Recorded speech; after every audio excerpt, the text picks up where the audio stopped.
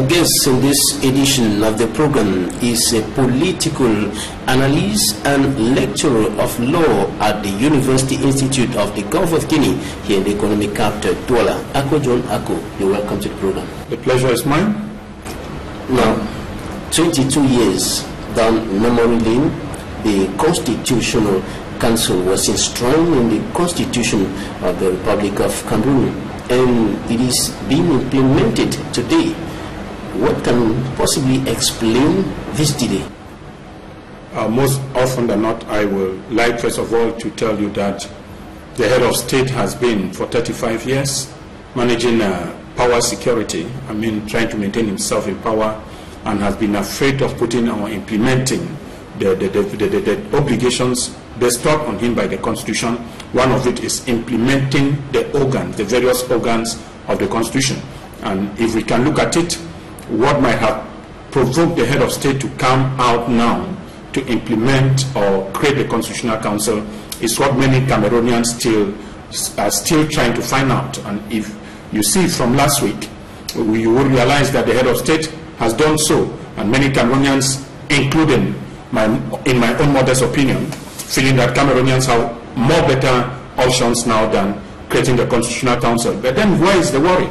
We will try to thank him for taking this gesture first of creating the institution. But then what is the institution and what is its need? Do Cameroonians need this particular institution now? It might be so, as many quarters you will imagine, that many political parties or political actors and the civil society are trying to look at that something is being cooked at the level of the Unity Palace if the Constitutional Council is created at this moment, considering the competence and the function, the role this particular organ play when it comes to elections. And we equally understand that 2018 is considered an election year for Cameroonians. We are going to have the senatorial elections, the parliamentary elections, and the presidential elections. I believe this is one of the motivations that might have caused the head of state to implement or create this institution. So according to you, the delay is simply an issue of lack of political will. A lack of political will is what we have been saying. And again, if we look at the role that this organ was supposed to play, and if we look at again, who were those going to be the composition of this Constitutional Council? The head of state had a lot of doubts, because somewhere the Constitution, you realize that they said the President of the Republic shall appoint members of the Constitutional Council. And then, before its appointment, the members must be designated by the various organs. And the law equally gives the President the power to nominate just 3 out of these 11 members, the 3 including the President of that particular council. And that's where there's yet another problem highlighted by the civil society to say that the appointment of members of this council led by Clement Atangana, a senior magistrate, is illegal in the sense that there are 3 are supposed to be appointed by the head of state, 2 by House Speaker Kabayege Jibril in consultation with his peers at the National Assembly, and of course 3 by the Senate President, and then 2 by the Higher Judicial Council. But during the last Higher Judicial Council meeting, the resolutions mentioned nothing about deliberations on this. Yeah, you will imagine that it is not only the Constitutional Council that creates problem. I will tell you that Cameroon have what we call egoistic tendencies. That in a country like us, 60 years after independence, people cannot be sincere to themselves in certain outstate institutions. It is not about the Higher Judicial Council meeting. We have to talk of the last session, the last parliamentary session, the last senatorial session. Nothing was said about the creation of the Constitutional Council. And so what happens? How did this proposal, who were those proposed to this position? And if you look again, I have a problem, a worry with the composition in itself. When you look at all the 11 members of that particular commission, out of this 11, you have one person like Professor Ponkwi, who was not a member of the ruling party. And this gives us again another sense of the credibility. Normally, we act in illegality in Cameroon, and since the government, they said, they will tell you in French that he who has a bit of power to act can do everything. And so I believe this is where the law of the Francophone system is relying itself. And we have a problem with the inherited system of La Francophonie. In that system, we have built strong individuals and very weak and lazy institutions. And this is what we see being perpetrated at any time throughout Africa. Now, what is the problem with the fact that many of the members are former members of the Biya regime? Yeah, that is what we're talking about. To do with their independence? Obviously, the 2006 revision modeling the 1996 constitution, as far as the creation of the Constitutional Council is concerned, we were told, in fact, because the 1996 constitution said the members were to be appointed for a mandate of 9 years, non-renewable. Are you there? And now in 2006 amendment of the same council, they are now being appointed for a mandate of 6 years, renewable. This is a problem. Meaning somewhere we want to talk of an organ that has a very wide, in fact, very wide obligations or duties as far as citizens' life is concerned. This would have been guaranteed in its independence. The independence and maybe the honest nature of the council would have given us a better taste. How can the law would have secured one? It would have been a limited mandate, not renewable, or to some extent we should have a constitutional council for life, which assures us something that even if they were members of the ruling party, they were going to be there for life. The president has no right to revoke or dismiss or terminate their functions. They would have been there to serve the life of the citizen. He would have been believing that after such appointment, they will obviously give up, because even the rule states that members of the Constitutional Council, that their work will be incompatible with any other public office, including their political party adhesion or lineage. This is what we would have seen, but it's not the case. If you can imagine that in 6 years' time, the president of the Republic needs to give you confidence again, and considering that you have been a member of the ruling civilian party, not only of the ruling civilian party, but I will tell you that more than 7 of them have been bred and grown up at the presidential palace, and you can name a lot of them that they have had a taste of the presidential vision and they know what the president stands for, and we all standing here know. How can a leopard within overnight becomes a sheep or a goat? It is impossible. No matter the clothing you give this leopard to carry, it remains a leopard in its character. Now, some, like the national chairman of the Social Democratic Front, John Fundi, are questioning the credibility and, of course, independence of the president of that Constitutional Council, of the Constitutional Council, notably talking about the senior magistrate, Clement Atangana, considering the work that he did while he was at the Supreme Court. He was the president of the administrative bench of the Supreme Court. Some are questioning his credibility. It is what we are saying here. He has been at the Supreme Court at the administrative bench since 1997. Before even going on retirement, you realize that Clement Atangana has been one of those people that have tortured the electoral system of this nation. I believe if Marafa is in prison, Clement Atangana could equally have a hand in many of the electoral maneuvers in Cameroon. And taking this same person to put in a position that has to do with the constitutionality of the laws, that has to do with the putting in place and controlling government powers, that has to do with referendum, parliamentary and presidential election in a year of this nature. I will, as I have put it in my own language, it is a political anarchy or otherwise political dictatorship against a few class of people. And I'm telling you that less than 1% of Cameroonians keep on torturing 99%. This is not a nation. This is not democracy. Democracy for the life of the people, it is said, it's a government of the people, by the people, and for the people. And this is what we need to do. You do and render services for the name of the people. But in Cameroon, it's not the case. These people, the moment they are appointed, they know that, as some said in their interview, you had it within the week, that they will thank the head of state for the confidence he has bestowed on them. And of course, that's what they have been doing now. Some equally hold the school of thought that he should have been a constitutionalist to head such an institution. Not only a constitutionalist, taking one, a constitutionalist would have been better, but having what I call civil society activists or civil society actors, men of the clergy or the religious faithfuls or whatsoever at the helm of this commission or council was going to do us better. And I believe their activities would have equally been apolitical, but not taking people with a very strong political lineage, not only of a passive one, but of an active one in their working career. A lot, I would say, the loan that may be far off is Emile Sombe. And imagine the person at the appeal court in the Southwest region who was saying, in fact, he is surprised that the head of state is giving him confidence, considering he's very far from the powers that be. And it will tell you that people like Bongo, they have also been at the President of the Republic. You have Jean Fumanakam, they have also been at the President of the Republic. And a lot of that. So when we talk of the credibility here, we need to have an institution. I believe in myself that 60 years after independence, the powers that be have to fight to give Cameroonians strong and better institutions rather than being maneuvered by political agendas or the willingness or the egoistic tendencies of staying in power as long as the which.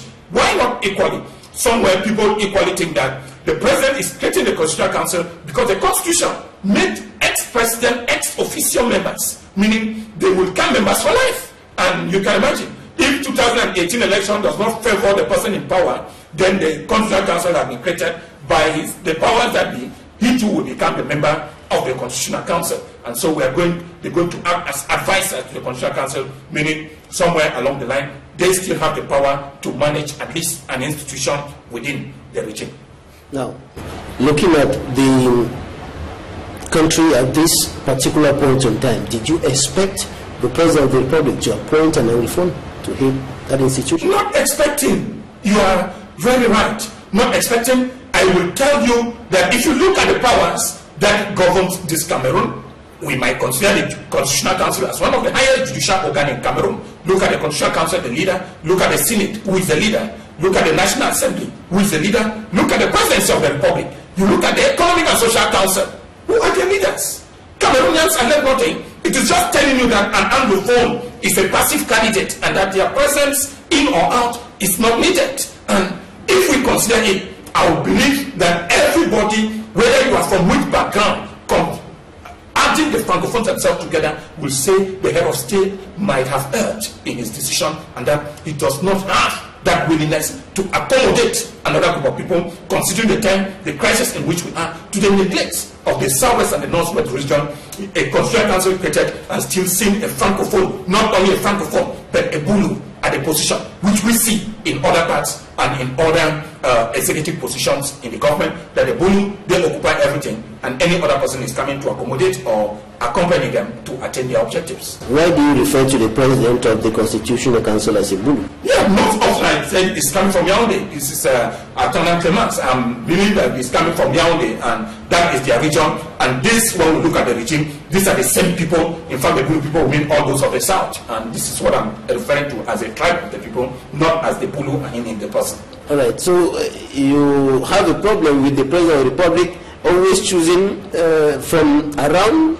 Yeah, it is not like always choosing. Most of the people are close to him. Exactly. If we go to name the list, when we get to ministers, if we go back to the position at the level of the National Assembly, you know how many senators or parliamentarians come from the South. But the South does not represent when we talk of population makeup and even the territorial coverage. The South does not mean anything. So if we get into other arms of the government, you realize that we have come to accompany them, and they know very well, especially after the April 6 coup d'etat that failed, and you realize that they told the head of state, it is our own time to manage, and so we will do it with you, careless of any other person. So the strongest and those pillars within the system, some have been abandoned in some ministerial position for the past 17, 15 years, and even some in some corporate position or state corporations, they have been there for the past 12 years. It is not God. I cannot believe that in a system, in modern democracy, somebody can hold an office more than the mandate of the president. The president has a mandate of 7 years, renewable.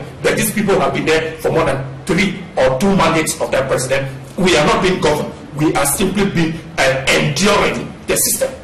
And the Constitutional Council definitely has a very important role to play as far as issues concerning the constitutionality of laws and, of course, elections are concerned. Yes, that is what I said, that the Constitutional Council has a very primordial role to play. It governs, it guides elections, presented to the President, the Senate, the National Assembly, the constitutionality of laws, and equally is the organ to proclaim elections. You can imagine that now what the Supreme Court was doing in the past, acting as a Constitutional Council, now comes within the powers of the Constitutional Council to declare elections. And if the person to declare elections is already a former member of the ruling party, I foreseen there's already a political or an electoral coup d'etat, that elections will always be hijacked in favor of the party to which he represents before becoming the president of that council. So we have a lot to see that in a modern democracy we build a system that is built on trust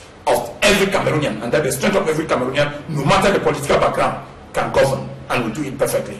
We need to see the president, if the president of that commission somehow belongs to somebody of the opposition party, I believe he would have even tried to blind up or to blur the inefficacy or the credibility of this particular organ. Now we see it that somebody like Atana Clemens, who has been a top-ranking government official and declaring elections and even looking at, how can I call it, contest, I mean the applications of fraud at the level of the administrative bench of the Supreme Court, considering SDF position in the last 2-3 parliamentary or presidential elections. This man has been at the board, and we are calling him now to come and proclaim to us the elections which we are going to organize in 2018. The international community, I'm just saying, may be just assisting or pushing Cameroonians and the CPDM party to attain an objective or legalize its illegality. This is what I will put in, because in law, when you prepare a manner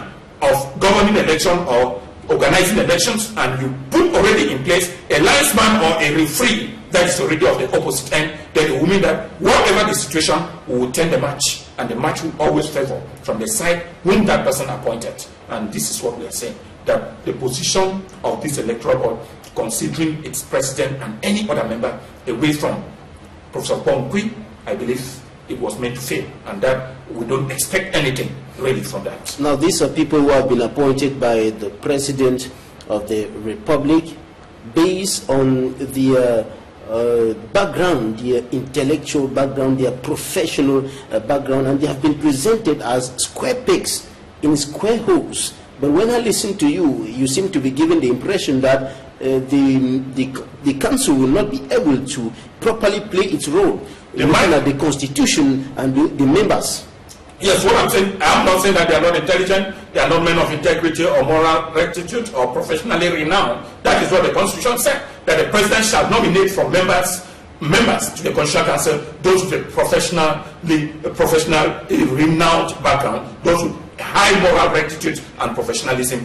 This is not what we are saying. We are talking of the lineage, of the link between this individual and the ruling class, and even the party in power. I will tell you equally that the other person is Florence Areta, whom equally I know who she is, I know where she has been. But she has been a good judge at the level of the International Tribunal for Rwanda in Tanzania. She might be a very good person also to govern this organ, but I will tell you equally that they are not the lone intellectuals in Cameroon. Cameroon has more better intellectuals equally with the same profile if they were concerted, if they were chosen from an honest position. If we, as we said formally, if the Bureau of the National Assembly was to meet and propose its 3 candidates, if the Bureau of the Senate was to meet and choose its own 3 candidates, and the Higher Judicial Council meet to choose its own 2 candidates, I believe whatsoever, the composition would have been a better one, because the Senate wouldn't have done that without the idea or the opinion of the SDF or any other party present in the Senate. The Kavaike Supreme wouldn't have done that without the consultation of the other bureau members of the National Assembly, which are also opposition members, and what of the Higher Judicial Council. When you look at the nominations and how it has been toiled around to favor the rule, there is already an intention to tell you that we are not there for credibility, we are there for results. So in a nutshell, you're saying that the Constitutional Council will just be another toothless bulldog under the yoke of the executive. It is not like toothless bulldog, it's what it is. Because when you look at it, this is the same system they did in creating the Senate. They created the Senate as if Cameroonians were under pressure. The Senate does not even have an office. The Senate is being lodged in a state house which was not reviewed for them. Meaning we are never prepared to do things. We come out to give political compensation. What I will say, most of those who are there are either on retirement or on the verge of their retirement. So they have a political compensation of what they have done for the ruling party. And if this is the case, I tell you, Cameroon is digging deep to failure, and I will not see a country which I belong to be at this verge. I have not said the creation of the Constitutional Council was not supposed to be. I said, thanks to the head of state, it is part of implementing the Constitution, but I think he would have done better if these people would have been nominated or appointed otherwise, or following the rules put in place by the Constitution. If everything, I mean, if the Constitutional Council by itself has to start pronouncing on the constitutionality of the laws, one of the things I may ask the Constitutional Council to visit is their creation or the appointments or the creation of the Constitutional Council, which I think has been totally out of the obligations or has been totally out of the legality put down by the laws. And the Constitutional Council will definitely have a very important role to play in the upcoming senatorial elections scheduled on the 25th of March 2018 by the President of the Republic. But before we look at that, let's take a look at what the newspapers reported this week. The press review with Innocent Aziz.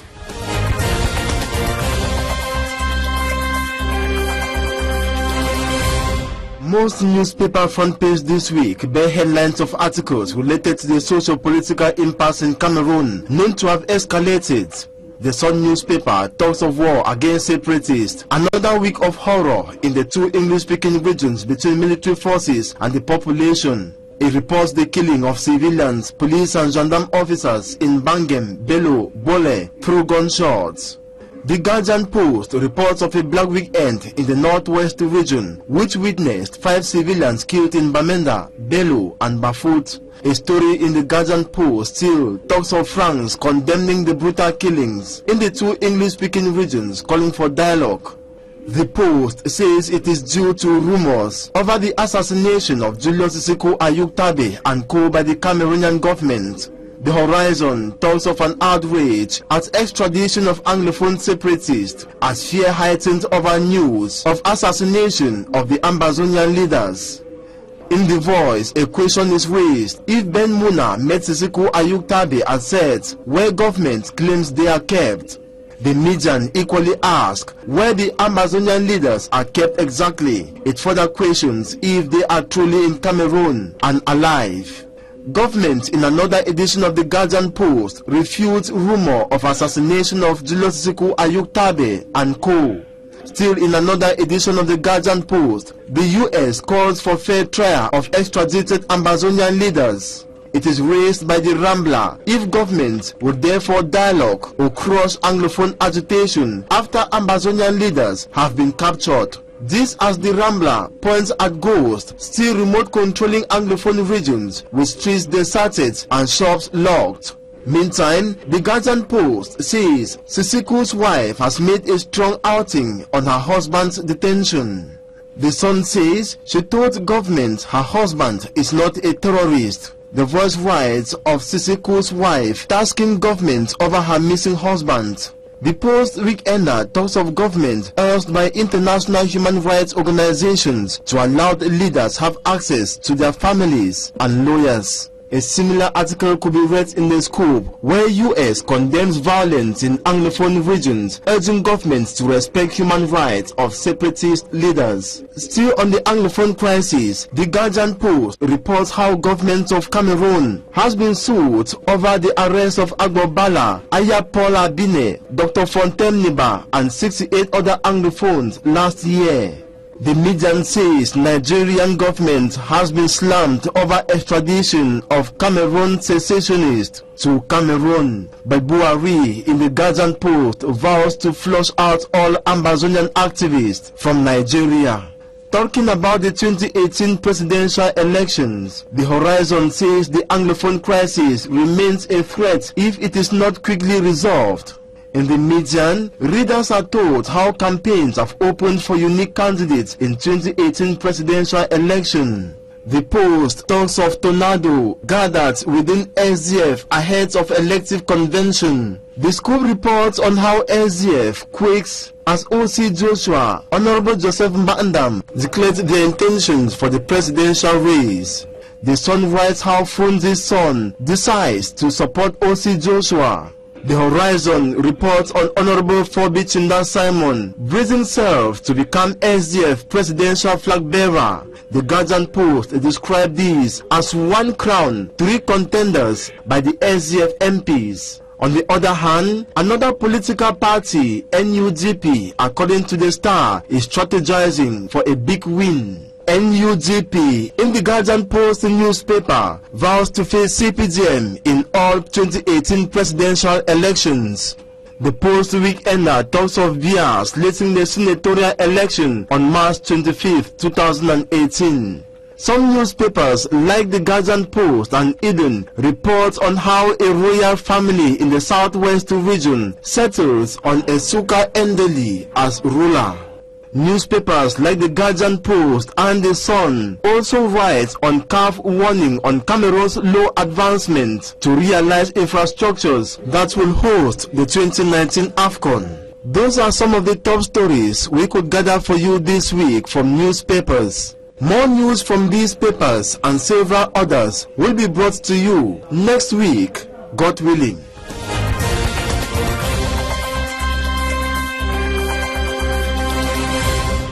Welcome back. That was the press review by Innocent Aze. Now, the President of the Republic has decided that the senatorial elections be organized before all the other elections that are expected to be organized this year: the presidential, the legislative, the municipal, and perhaps the regional elections. He has scheduled the elections of senators, the election of senators on the 25th of March 2018. Ako John Ako, as a political analyst, is this coming at the right time, the senatorial elections? The senatorial election becomes an act of the president in a country where we know the elections were to be organized in 2018. We believe the calendar would have been communicated to everybody, not coming as a decision for a lone electional or electoral period, meaning we have convoked a electoral body for senatorial election. Another decision will come to convoke another electoral body for parliamentary elections, and we need another decision for presidential elections. That is where I am having a bit of problem, a worry. And if we look at it, the president might have used his position to organize election in a month's time, which to many Cameroonians, the timing is wrong. And could this election be organized at this point in time, when we look at the nature, the political euphoria, the confusion that surrounds the triangle? I tell you, from north to south, east to west, Cameroon suffers a lot of tension, and there are more other political decisions to make rather than organizing elections in a month time. I think if the Anglophone crisis and dialogue, which many have been calling, was to start in a month's time, it would have more be celebrated than the senatorial elections. The timing is wrong, and again, the procedure of who are going to be at the electoral board, who are those convoked? Right, the electoral college is made up of the regional councils and the municipal councils. But up to now, we don't yet have regional councils, and the municipal councillors who are in office now are those who were elected in 2013. Yes. Jonathan, this is what I'm saying. That is where I wanted us to get to. Who are just going to vote? I believe at the end of the year, the president told us that we are going to accelerate decentralization.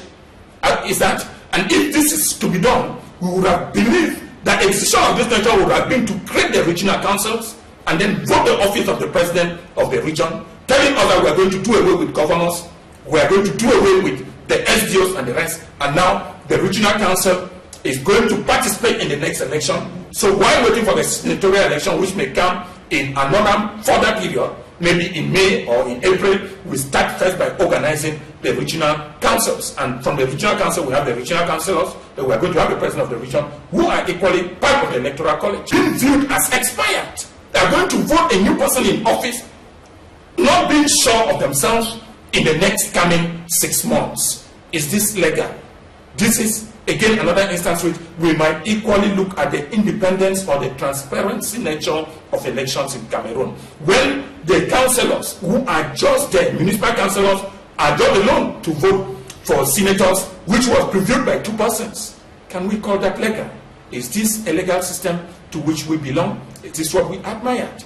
This is equally, in fact, I will tell you that another instance, I don't know whether it is that people have been there for 80 years or 90 years, they don't reason again, they can't do things right, but I believe they can do it better if we have to inject another thought that the mind of Cameroonians, we need to do things morally all right for the interest of Cameroonians, not for our own sake. I believe if that decision creating the Senate was there to organize regional councils and regional assemblies, is going to give us a better applause. The head of state would have met with his words taken in December that we're going to hasten up with decentralization. So in a nutshell, you're saying that the regional elections and of course the municipal elections were supposed to take place before the Senate.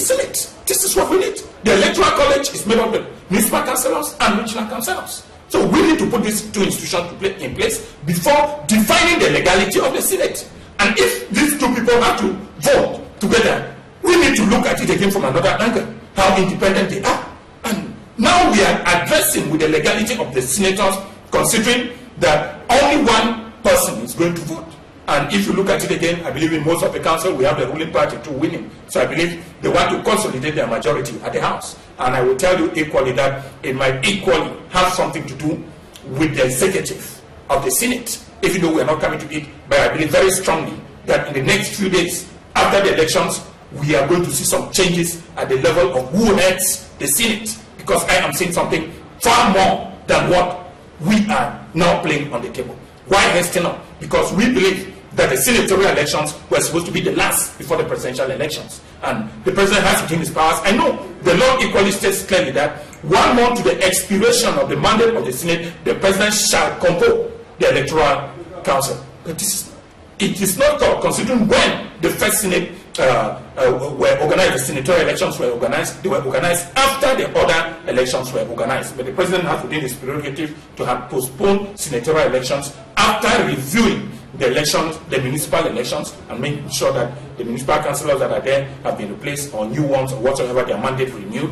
Then we move to the regional council elections before the senatorial elections. Cameroonians will have little or nothing to utter or to even talk about. The president had earlier announced in his end-of-year address to the nation on the 31st of December 2017 that he will make sure that things return to normalcy, notably in the 2 Anglophone regions of the country, before the elections are organized. Now the senatorial elections is coming up on the 25th of March, between the 25th of March and between now and the 25th of March. Do you see things returning to normalcy? Of course, this may not be very significant as far as the population, the masses are concerned, considering that the senators are being voted by the councillors, but there will be an impact. There is always a psychological impact, and I even doubt the powers that be in Cameroon. We need not consider that it's because the councillors are the ones to vote, so there should be no peace in the region. In fact, it is another disrespect for humanity. I mean, they consider these two regions as not existing, because I have not seen a country where elections are organized with tension all over the country. We are just talking of the north and the southwest. We are not talking of the Boko Haram crisis in the north. I believe there was an attack 2 or 3 days ago in Yagua, and we are talking again the tensions caused by the Seleka in the east, and you have seen the memorandum of the east. So we need to put the country at peace before thinking of moving ahead with elections. But we said it's a political, what I call a political maneuver.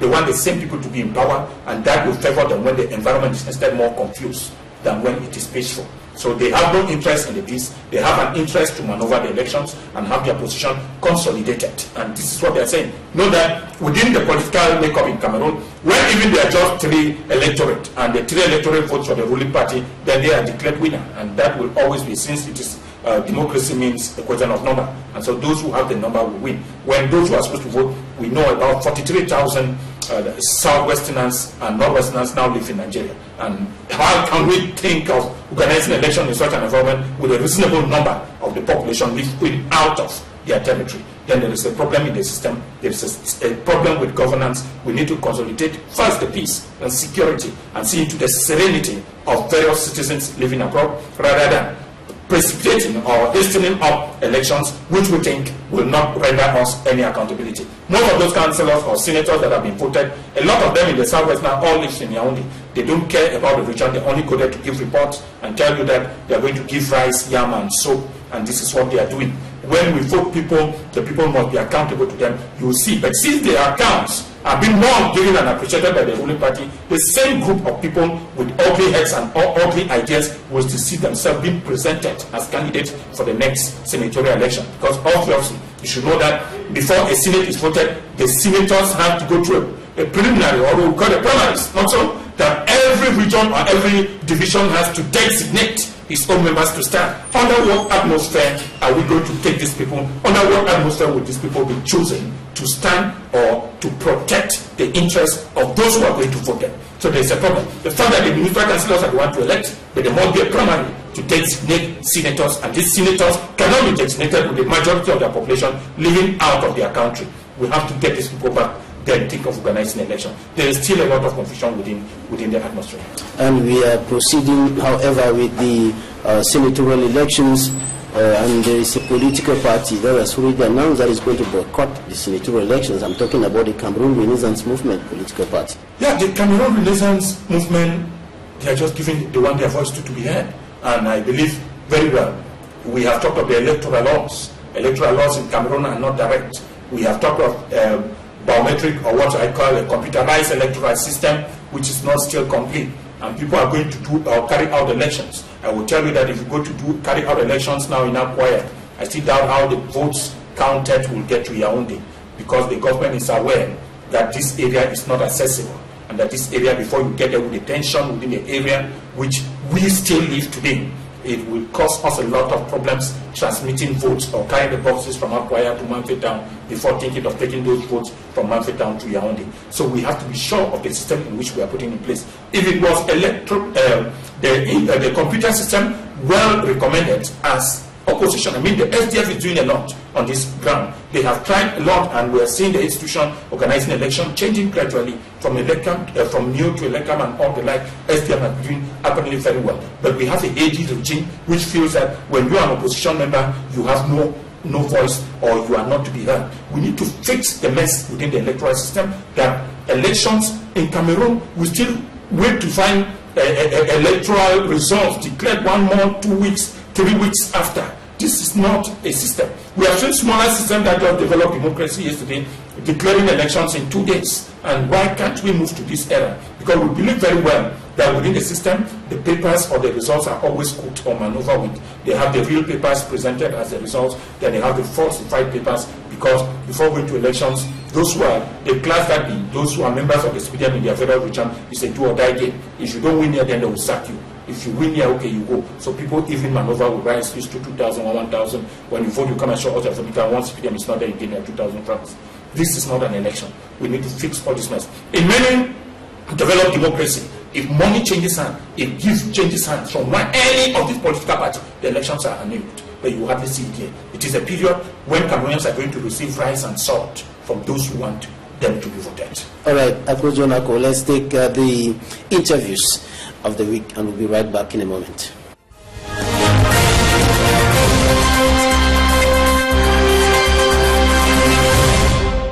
The now famous Anglophone crisis, which has now become a national crisis. This does explain why the crisis hit a hard blow on Etam.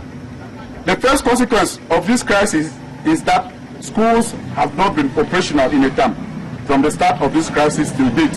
Just Etam 1, Group 1, the school that has just been burnt, 3 classrooms and the office. That office was carrying archives, materials, everything since the creation of the school. Don't know what really happened, that the school was burned. As they were burning the school, gunshots were coming from all over. Since on Monday, we have been receiving threats. Some young boys came to school here and threatened us with the machete. The situation is very tense here. Our children are not going to school, and that is a part of disturbances for the education in Cameroon as a whole. No class has taken place here since the beginning of this school year, 2017-2018. The last day they were children in this school was on the 18th of December 2016. It is a difficult situation for us as teachers, because the on and off crisis that we are facing is really making work difficult. So we are trying our best to sensitize the parents to know the importance of education to their children, to really give us the children to teach. We are expecting a lot from our head of state. Actually, those of us up here in these 2 Anglophone regions, as we really know, the youths actually they don't have employment. If we can create more employment opportunities and employ many youths, I think our country will be wonderful. We brought the child here in Douala to school here because of the present crisis we have in the country, the Anglophone problem. That is the reason why the child came here. If not of that problem, I couldn't have lost my child. And the government is doing nothing about that. Even presently, no official person from the government have come to sympathize with us. Nobody. They don't even care. I was in my house. I saw my co coming. He came and fall. She told me that your junior sister's son has just died. I said, died like that? He said, yes. I said, what happened? She said, it's a quarrel. His son have been calling me, questioning me. Instead of like coming to see us at the hospital, see the conditions, they were like calling me to ask the program about the burial. So I got angry at a point, and I told them, please stop. How can you be asking me such a thing? I didn't have plans to bury a child. How can you people be asking me plans for the burial? So it was so touching in a way. I even shed tears. I cried.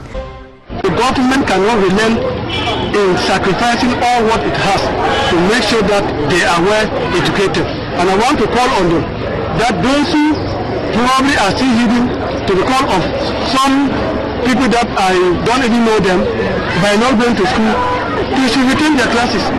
The message to the youth is that we must know that we are the future of tomorrow. The youth of this country, they are the future of Cameroon. And if we spoil these our days, our early stage, then the country has no future. So youth should be very careful. One, information and communication technology. Most youths have abused the use of the internet. The internet has come and it is meant for us to carry out our research to improve on our education and other aspects. Two, we have the youth getting involved in drug and alcohol consumption, which is an attitude that has to be discouraged. Today, many youths do take drugs. We don't know why, but it is a polemic in our society that has to be fought. It's coming late, but it's good that at last it's here. And I want to wish the members of the Constitutional Council well and pray that they do a good job to save Cameroon from the present political crisis that we're going through. Because most of these crises start from weak presidential elections, council elections, senatorial elections, parliamentary elections. Some of us thought that we could go into the council election before going into the senatorial election. But now he's done it, and it's that by the time they are voting, the senators, the old ones are in Senate. So I don't know how he managed that, and whether you have funds to pay new senators and pay the old ones for them to go.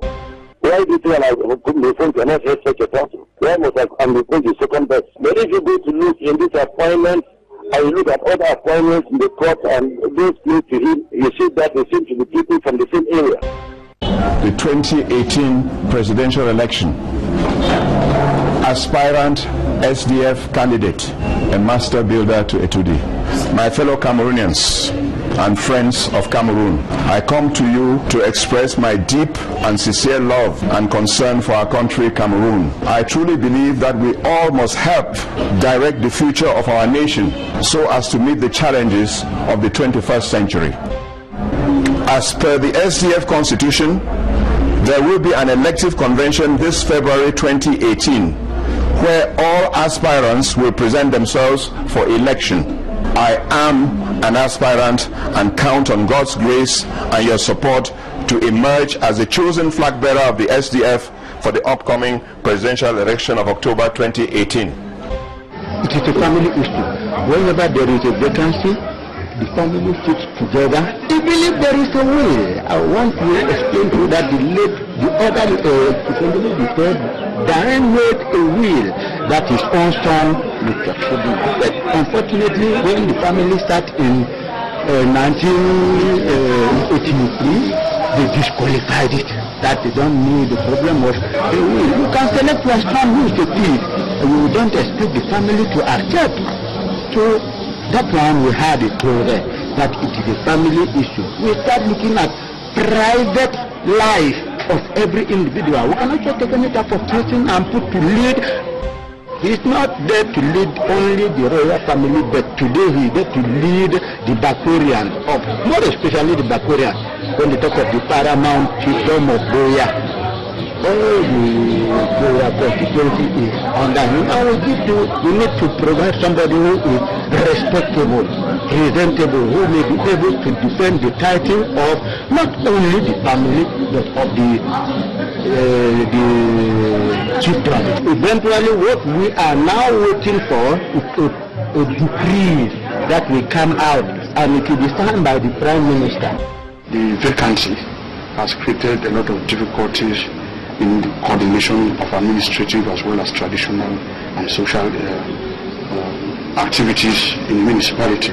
Having a paramount chief who will collaborate, of course, traditional rulers are auxiliaries of the administration. Definitely we shall collaborate, and the task of the mayor shall be reduced. I can say that at this stage, Mississippi engaged with success more 1,800 surgeries. When it comes to sport, I know that there are people who are physically fit to do the job, but when it comes to that, where we meet them, you might see that the fact that you have somebody ahead, he must do all and all in order for you to be favored. I don't see that things will be fine in 2019 Nation Cup in Cameroon.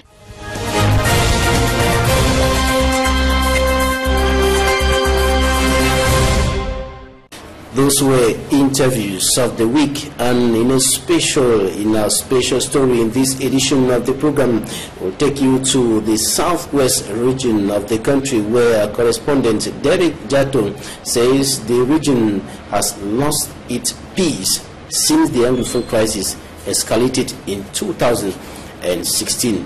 Coming up, Derek Jato paints the picture of the southwest region today.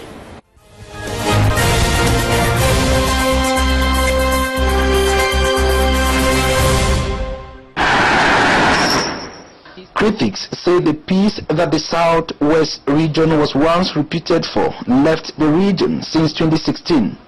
Thursday, November 10, 2016, in Buea. We don't know. We have been molested. We don't know what to do. Our ropes are split, so we don't know. And from this day, things have kept on deteriorating. We have people living there stand up between the security forces and the population of Ekona. It has not been friendly here. We are heading towards the next Ekona town. These are pictures of January 17, 2017 in Ekona Fako Division. And this was the face of September 22, 2017.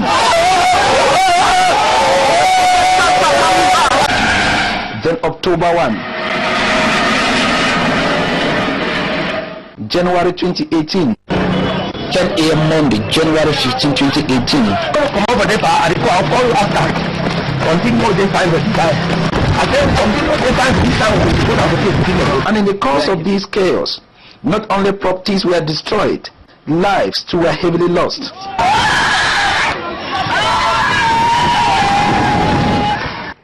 On a security table recently in Kumba, Chief General Tato called on the government to apply now what he termed the detoxify measures, for the youth are already intoxicated. We are trying to use the same method because it's already psychological warfare, and we need to take off from the heads of the children who are going there to be vaccinated with useless things. Mr. Ekome Niembela says he is taken from here with a peace crusade. I'm the head of the Multipurpose Youth Empowerment Center for Buea Subdivision and Annex Service of the Ministry of Youth Affairs. We realized that our youth have been at the forefront of violence, so we came out with this project in order to see how we can help transform their mindsets so that they should not be victims of manipulation and, of course, violence within our community. We think they have a greater role to play to help develop our economy. From schools, he will be moving into the communities. Because we are going to train actors of the civil society, we are going to train youth groups, we are going to train clubs, we are going to go into the villages, into the hinterlands in the nearest future to train them on peace building. You know, when we talk about peace building is not only seminars, peace building is not only workshops. There are other activities, like I earlier said, like the planting of peace groups in the villages, and also the celebration of international peace days and so on and so forth within the communities. The peace journey has positively started in Buea, and it is the wish of school heads, for instance, for this initiative to go through.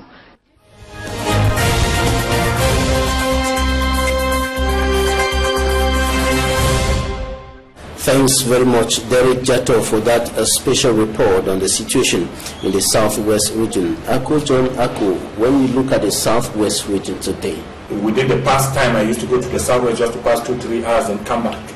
But I will tell you that since the crisis, I've not stepped my foot across the Mungo, because I know the tension that range. For you to move from the Mungo, in fact, after Mungo, before you get to Mountain, you cannot count the number of controls you meet on the way. And this is the stress again. Those who are doing business still go through that. In some points, you are asked to step down, then being controlled and all the like. Who are we trying to fold around? We have the decisions at hand. I believe the military too.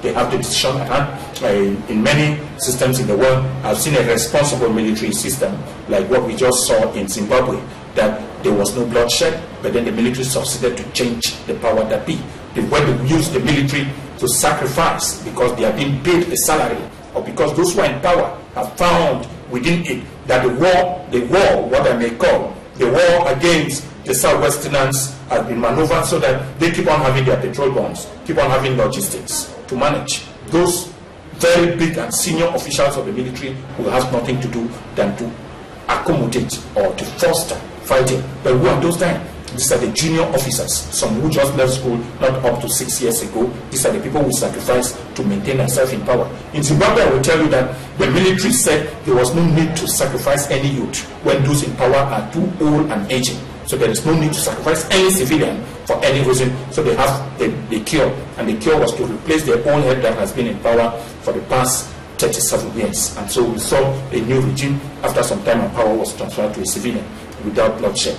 Now the southwest region that used to be peaceful area today has become an area where gun battles, gunshots have become practically a daily issue. You are talking of gunshots. You talk of people living out without houses. We saw houses and images of houses being burned to ashes. Some people are homeless. And this is the ones. Being a refugee in your own country becomes a problem. When we display people internally from the powers that be by using arms against unarmed civilians, then there is a problem. If the system is one which is sincere, I have seen in many developed regimes that those who were sent to protect civilians are later on being tried in their own courts after the incident. We still need to see this in Cameroon. We want to have a system that we think that accommodates the mind of a few to the detriment of the majority. This is what we are doing. So when we look at the Southwest, it is not only that it was peaceful. Southwest region has been the economic powerhouse of this nation, and they are aware. When we look at the budget, they say budget was increased. I ask my question, from what ground was the last year budget increased, when I know that very well economic activities in the Southwest region, the Southwest and the Northwest region has been grounded to zero. I will tell you the tension still reigns right up to yesterday evening that in Manfe and Bamenda there was no wind. So how do we claim that there's an economic success until we see a boost in the budget? Except they will equally tell us that many of the activities on state corporations budget does not run into the state budget regularly. So this year, those organizations that were not giving account to the states have now been introduced to the state budget. Considering we have elections, we have the Nation Cup to host with a lot of budgetary obligations on Cameroon, and we still continue to play on the military. We are financing military and operation. You will ask the military people to tell you what causes the state to put military out of their base for just a week. But we are doing that now for the second year, and nothing is happening to the state. Is this money? You remember what happened again? Some of them told you that they might not fight because they were hungry. You mean that logistically, it is not going. But some people, because of their self-interest in the war, they have opened their markets at the presence of the war. Some people are smuggling other products. Some people, there's looting by the military. This has been equally denounced by the civilians. We need to look at all these circumstances. And despite condemnation from the national civil society and political actors and international organizations like the European Union, like the US State Department, who have condemned violence and killing of both civilians and elements of the national armed forces, there is still continuous military repression on the ground. Yeah, I have been there before the military over. I believe I was in the Northwest somehow around July or so. You see places very cold without the military. And I asked, what role is the military playing? The presence of the military is what is causing the highest disorder within the region. And I believe the powers that be, if they were supposed to retire some of this military from our streets and allow the country to rule, because we have not seen this group they call whatsoever they haven't had an interest on slaughtering or killing civilians. We have not seen them do so because the government has never killed them.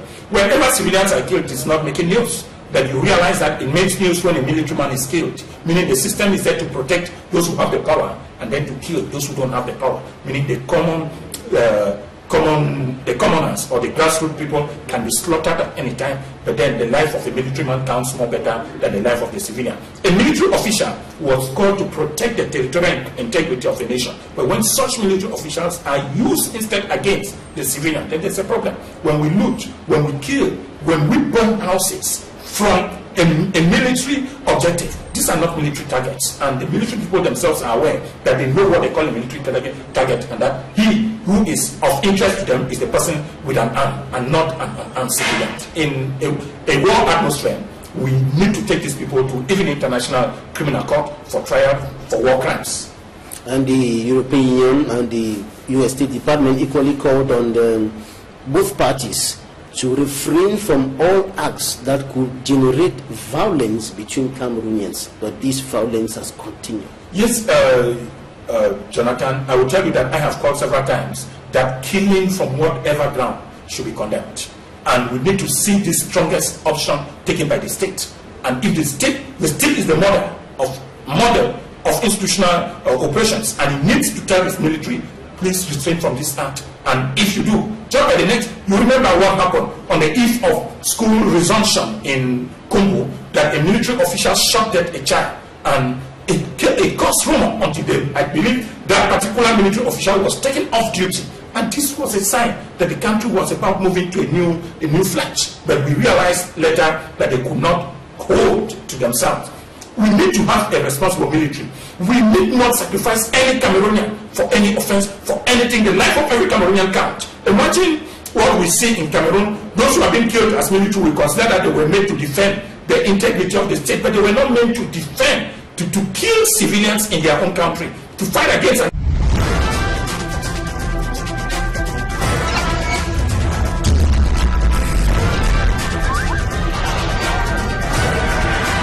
Equinox Télévision, au-delà de l'image, nous rendons compte.